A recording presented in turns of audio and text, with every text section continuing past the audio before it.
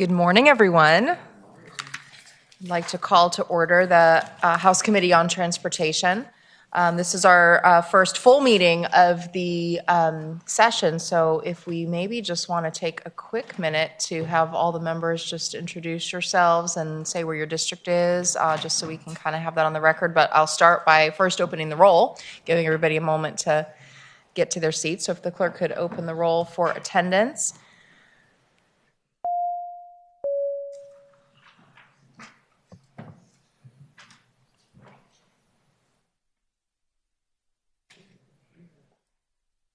All right, and if everyone who is present has marked their attendance, the clerk can close the roll. We have a quorum. And so again, just kicking off our first full meeting of the year, maybe we could just take a quick moment to have all the members and those that are on this team keeping this meeting running take a moment to introduce yourself. I'll go ahead and start and say that I'm Delegate Carrie Delaney. I chair the House Transportation Committee. I represent the 9th District, which is parts of Chantilly and Centerville and Fairfax County. And we can just start with Delegate Watts, if you don't mind, and we can just kind of go around the dais. Thank you, Delegate Vivian Watts. I'm also from Fairfax, 2/3 of it inside the Beltway, Annandale. I'm Delegate David Reed, Vice Chair of Transportation, and I represent House District 28, which is Eastern Loudoun County. I'm Delegate Barry Knight, and I represent the southern half of the city of Virginia Beach. I'm Delegate Terry Alston. I represent the 37th House District, Allegheny, Botetourt, and Rockbridge County. Delegate Scott White from 60th District, representing part of New Kent County and part of Hanover County. Good morning, Delegate Wiley, top of Virginia, Frederick County, and City of Winchester, 32nd District.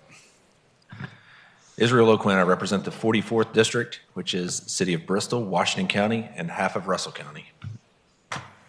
Morning, Madam Chair, everyone. Jason Ballard, I represent House District 42, which is all of Giles County, almost all of Pulaski County, City of Radford, and most of Montgomery County. Tim Griffin, House District 53, Bedford, Amherst, and Nelson. Paul Milday, House District 64, the best part of Stafford. Good morning. Eric Zare, portions of Bedford, Campbell, and Pittsylvania counties, District 51. Good morning, y'all. Delegate Michael Fagans, representing House District 97, portions of Virginia Beach. Good morning, Laura Jane Cohen, representing HD 15, all in Fairfax County, all of Burke, a little bit of Fairfax and Springfield. Good morning, Benita Anthony, representing House District 92, covers the west side, south side of Norfolk into the northern portion of Chesapeake. Good morning, everyone. Delegate Adele McClure. I represent House District 2, which covers parts of Arlington. Good morning, Delegate Jackie Hope Glass, representing District 93, parts of Norfolk. Good morning, I'm Delegate Brianna Sewell. I proudly represent the 25th District, located in Prince William County.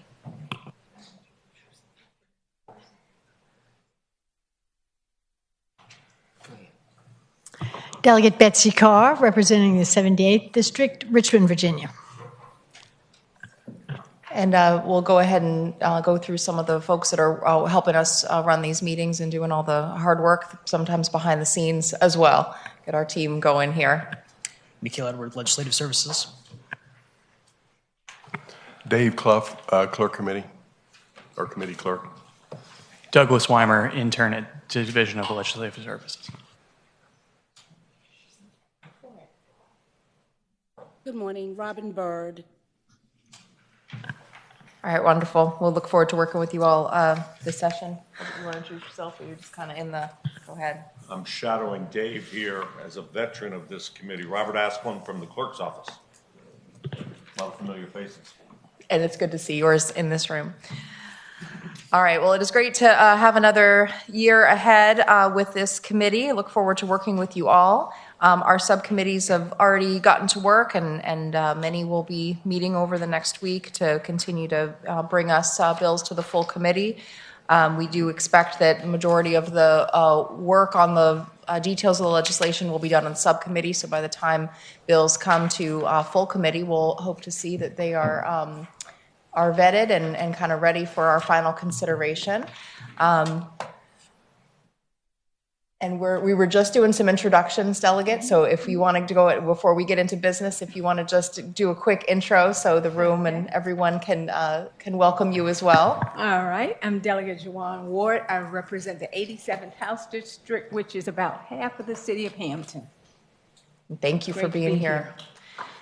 All right, so with that said, we have had one subcommittee that has prepared bills to present to the full committee today. So I'm going to go ahead and turn the meeting over to Delegate Reed to present his, Chair Reed to present his subcommittee report. Thank you, Madam Chair. So the Highway Safety and Policy Subcommittee met yesterday evening, and we have 4 pieces of legislation to bring before the full committee today. Each one of these passed by unanimous consent, but I will go over each one of them individually because there are certain considerations for each one of those. So we'll start with House Bill 1856. The subcommittee recommended reporting 8-0. This is Delegate Arnold's bill, which authorizes the use of amber warning lights on vehicles used by local Department of Social Services when they've been called to respond to a request for assistance from law enforcement agency personnel. And I move the subcommittee's recommendation. All right, it's been moved and seconded to report this bill, reported out of subcommittee 8-0. Any questions on the bill? Otherwise, the clerk will open the roll.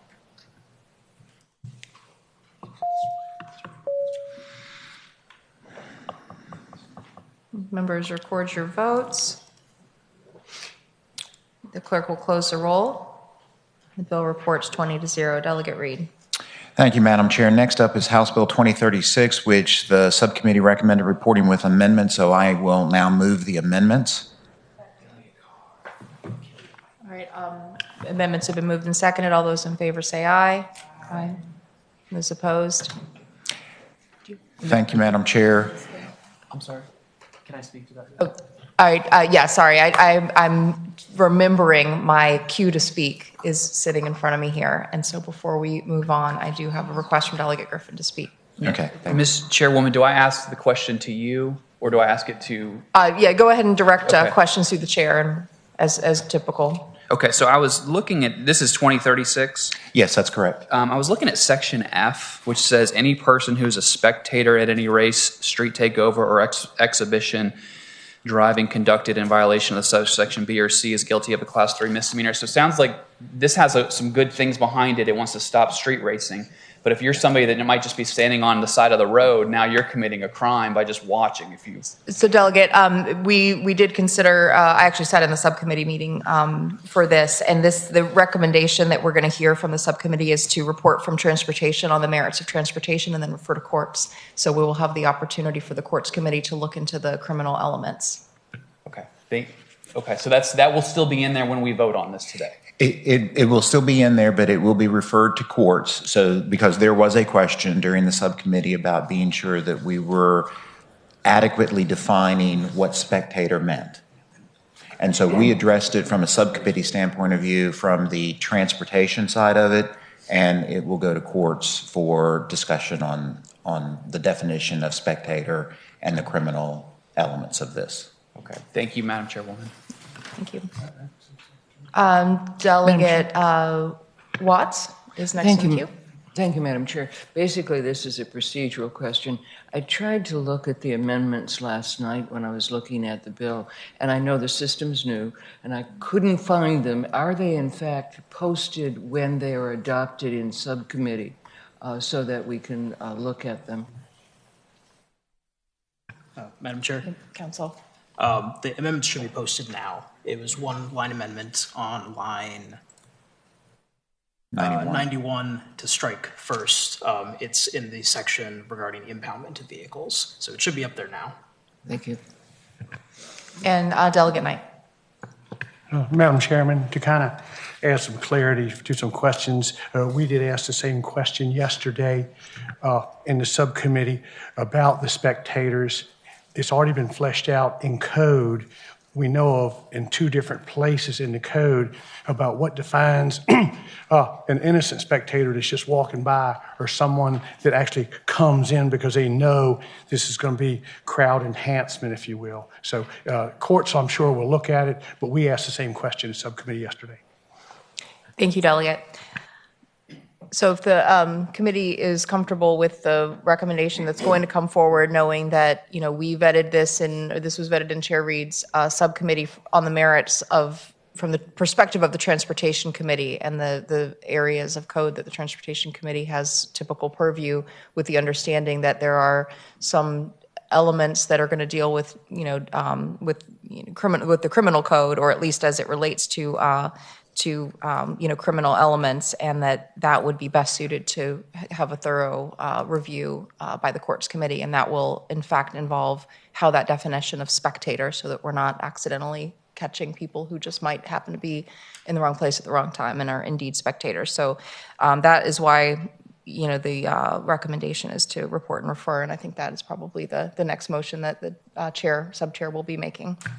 Yes, thank you, Madam Chair. So as you had said, it's like the subcommittee is recommending reporting with amendments and referring to courts of justice. And this is Delegate Bulliva's bill on reckless driving, street takeover, expands the reckless driving to include street takeovers and exhibition driving as defined in the bill. And the bill would establish penalties for violation and establishes a process for impounding or immobilizing motor vehicles driven by persons arrested for street takeovers or exhibition driving. And so again, the subcommittee's recommendation is to report with amendments and refer to the Committee on Courts of Justice, and I so move. It's been moved and seconded to report and to refer to Courts of Justice. The clerk will open the roll with amendments.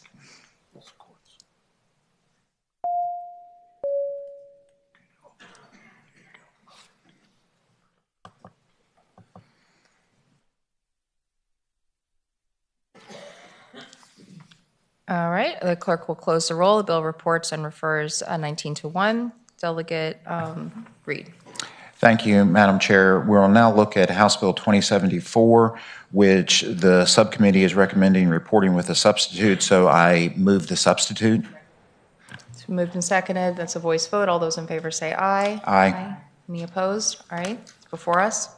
So thank you, Madam Chair. House Bill 2074 is Delegate McClure's legislation, and it is really very technical in nature in that it authorizes certain towing, traffic management, and highway maintenance vehicles to be equipped with portable, changeable message signs that may be used without prior authorization from the Department of Transportation, provided that certain conditions as are outlined in the bill are met in advance. And this allows for both stationary in one code to be able to use for these signs that indicate that you need to get over and respect the traffic, but also for slow moving vehicles when there is actual road work being done. So that is the committee's recommendation to report with the substitute, and I so move. It's been moved and seconded to report with substitute. The clerk will open the roll.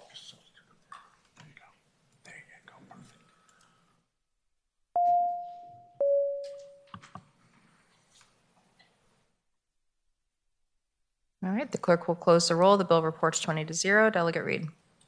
Thank you, Madam Chair. The last bill on our docket from last night was House Bill 2096 from Delegate Hope, and this has amendments, so I would move those amendments. Moved and seconded. All those in favor say aye. Aye. Any opposed? Amendments are before us. Delegate Reed. So, Madam Chair, members of the committee, this is to implement an intelligent speed assistant program, and it would be administered by the Commission on the Virginia Alcohol Public Safety Program. This bill authorizes the enrollment of such a program as an alternative to suspending someone's driver's license upon such person's conviction of certain speed-related offenses, and requires a court to order enrollment in such a program, or person convicted of reckless driving and who is found to have been driving in excess of 100 miles per hour. And just for everyone's benefit, the amendment that has been adopted changes makes various changes that are requested by DMV, and also delays the effective date of the program until July the 1st of 2026 to make sure that all of the program can be implemented and all of the data privacy issues are also addressed and are aligned with the current alcohol interlock program that is in current existence. So if there are no further questions, then I will make the motion to move forward. Before you make the motion, Delegate, I do have a question from Delegate Griffin. Thank you, Madam Chairwoman. Can we have a better explanation of what the technology is that goes onto the vehicle? Yes, Madam Chair. Yeah, Delegate Reed. So this is effectively the same technology that is currently used for somebody that has been repeatedly charged with an alcohol violation. And it's just, and as it was pointed out, this is technology that has been used for probably 3 decades, if you see on fleet vehicles that are restricted to certain speed limits. So this would be something that would be mechanically required to add it to the vehicle, and then it would restrict the speed of that particular individual, say to within 5 to 10 miles of the posted speed limit. And it uses GPS and mapping software to be able to make sure that the speed is adhered to in the specific area where the individual is driving. Does that answer your question, Elliot? Thank you, Madam Chairwoman. And then I'd like to speak when it's appropriate. Okay, I think before we make a motion will probably be the appropriate time to speak, Delegate Griffin.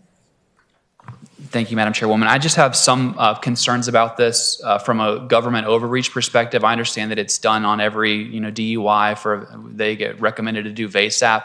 But what this bill does is it creates a new government control over every single motor vehicle that's caught speeding at a certain rate. And I think we know that once we implement something like that, it's probably just going to expand well beyond that in future years. So just giving the government control over someone's vehicle just because they sped, I think is a bridge too far for me. So I'm going to have to vote no on this. Thank you. Madam Chair, if I could speak to that. And thank you, Madam Chair. And Delegate Griffin, I understand your concern. I think one of the things to point out is that this provides an option to the court to use this. So it's not required except if somebody is exceeding the speed limit over 100 miles an hour. And I will tell you, at least from the perspective of Western Loudoun County, we have had an individual stopped going through the town of Hamilton where it's 25 miles an hour and they were going 109 miles an hour.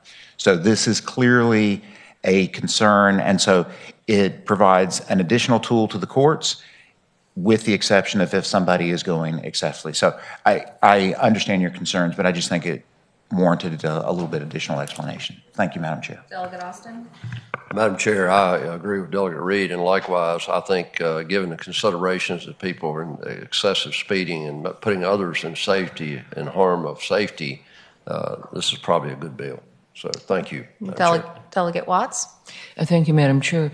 I assume that this is, of course, voluntary in that a person could choose to lose their license instead of participate in this program. Madam Chair? Delegate Reed? Yes, Delegate Watts, that is correct. And that was part of the discussion that we had, is that you could actually say, I'd be happy to go ahead and lose my license instead of having this put on. But one of the discussions that came up is that, again, this becomes another tool for the courts, because so many times we hear when someone is faced with losing their license that it then adversely affects their ability to maintain their livelihood.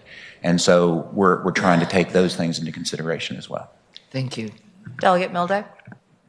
Thank you, Madam Chair. Delegate Reed sort of addressed my what I was going to mention, but what worries me about this is that it's going to replace the appropriate punishment for doing 109 miles per hour through a town. That's my concern. I'm not sure if Delegate Reed could answer that or cares to comment on it. Delegate Reed. Madam Chair, I think, again, we've left in this a fair amount of court discretion, and so the courts will be able to do that with the exception of if it is over 100 miles an hour, and so this would be an additional tool that the courts would be able to apply. All right. If there's no further questions from the committee, Chair Reed? Yes, Madam Chair, the recommendation from the subcommittee was to report as amended, and I so move. It's been moved and seconded to report House Bill 2096. The clerk will open the roll with amendments.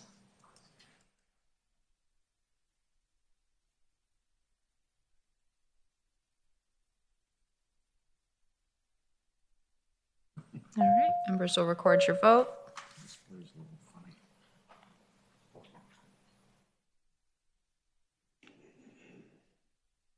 All right, the clerk will close the roll, and the bill reports 15 ayes, 4 nays, 1 abstention.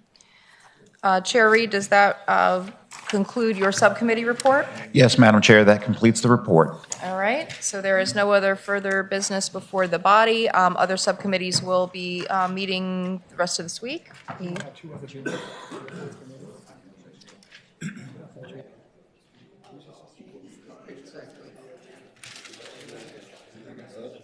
All right, so that concludes the business of the committee. The committee shall rise.